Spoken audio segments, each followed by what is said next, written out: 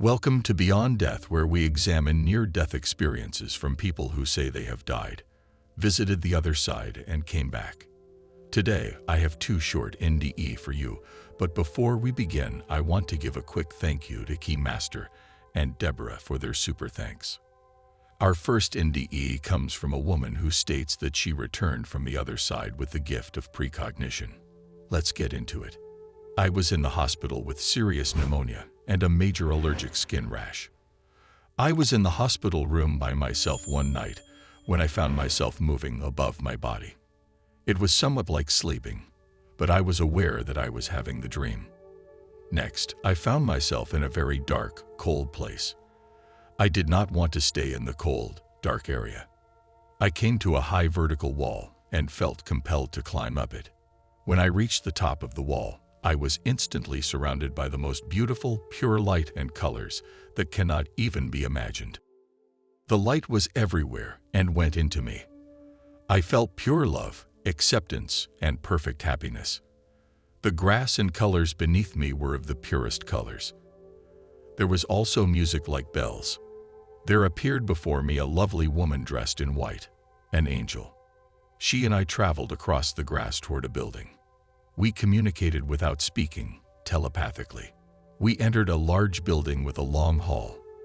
As we passed down the hall, others were passing us and going in the opposite direction. People communicated with me without speaking. I remember someone saying the word cancer. When the woman and I reached the end of the hall, we came to a room. I stood at the entrance to the room and looked in. I saw a room that had many levels, an infinite number of levels. On each level, there were many people doing activities that they loved. I recall just a couple of the levels, a beach and a ballroom. I did not enter the room because at that point the angel informed me that it was not my time. Instantly, I was back in the cold, dark place. I do not recall traveling back out of the building or across the grass again. I was back in my body and in a lot of pain again. I can remember awaking with the feeling that I had the most amazing experience or dream of my life. Since that dream of 15 years ago, I have not forgot any aspect of the experience. It has continued to be the most profound experience of my life. Every part of the dream is still with me as if it just happened yesterday. One thing that I have noticed since the NDE is that I have many instances of precognition. I had very clear precognition before my father died 10 years ago. 2 days before he suddenly died, I had a dream that I would get a phone call saying that a male member of the family has died. The day before he died, I was filled with a tremendous sense of dread and fear. The next morning, my mother called to tell me that he had died. I have had several other precognitive experiences, including dreams of plane crashes and traumatic events the night before they happen. A dream of a highway collapsing a few days before it occurs, and fairly accurate dreams before family members pass away. Up next, we have an NDE from a woman who believes she began her transition to the other side, but was stopped before getting there. Here is her near-death experience. I was sitting in a bar with a group of friends. I had been drinking and taking ecstasy. The owner of the bar told us he was organizing a rave, and we should get on one of the mini buses that would take us. I followed along with the crowd. We arrived at a remote woodland area with a clearing in the trees. It was cold and dark. People were setting up makeshift tarpaulins, and decks and speakers were set up. The music started and everyone was dancing and having a good time. I was drinking and probably took another ecstasy. I remember trying to get into the vibe, dancing for a while, but not really getting into it. It was cold and wet, and I wished I had just gone home. At some point, I must have walked away from the group and lain down or collapsed, as all I remember is looking up at the sky. I could still hear the music, but distantly and softer. I was very allured by the branches of the trees that were swaying above me. I began to rise upwards towards them. They seemed to be calling to me and waving to me in a very soothing and loving way. It felt very natural to want to be with them. As I was rising towards them, it felt completely effortless and blissful. I knew I wasn't dreaming, and I didn't feel drunk. I felt totally clear-headed.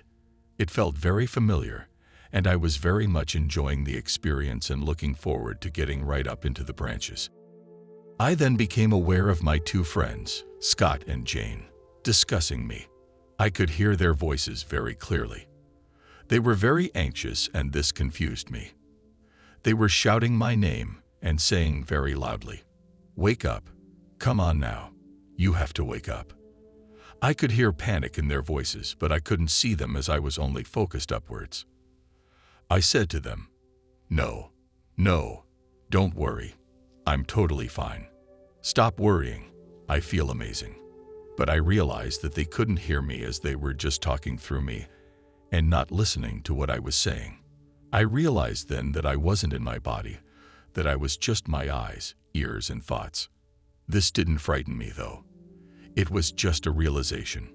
The whole thing felt very natural and comfortable.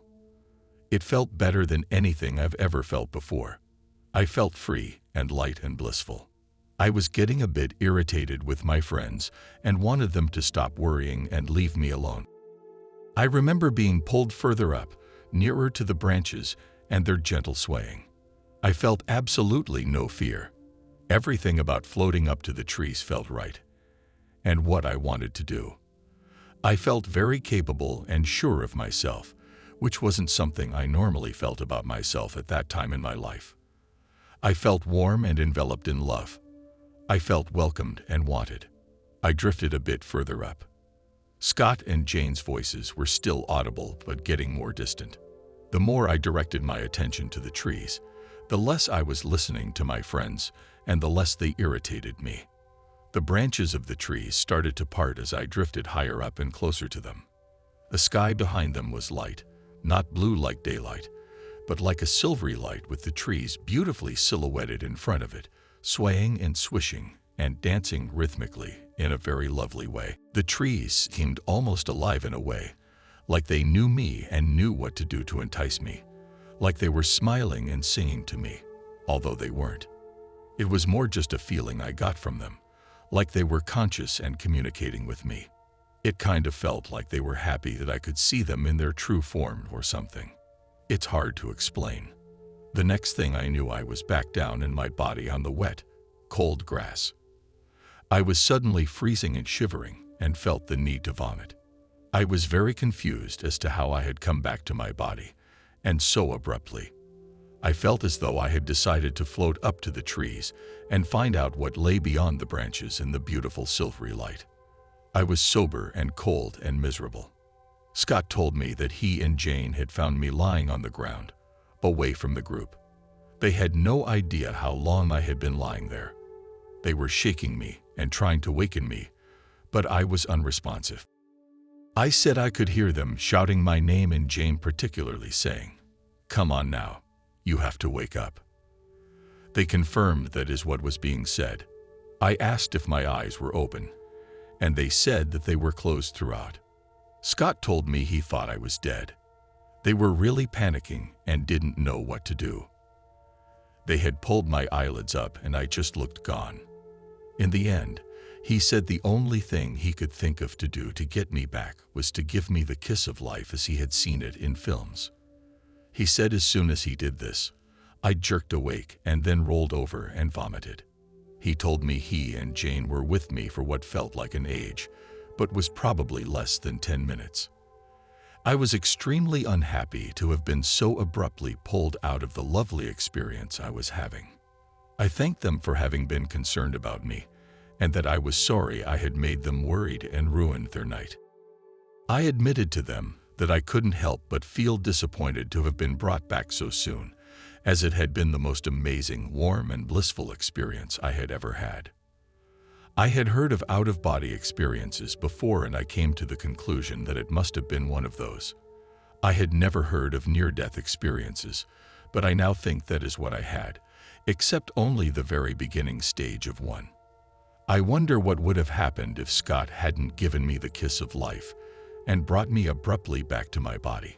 I wonder if, given the choice, after spending a little more time in the heavenly realm, if I would have chosen to return to my life here on earth. I'm not so sure at that time I would have, but the way my life is now, I'm glad I did come back. Let me know in the comments below what your thoughts on these two NDE are. Until next time, stay blessed.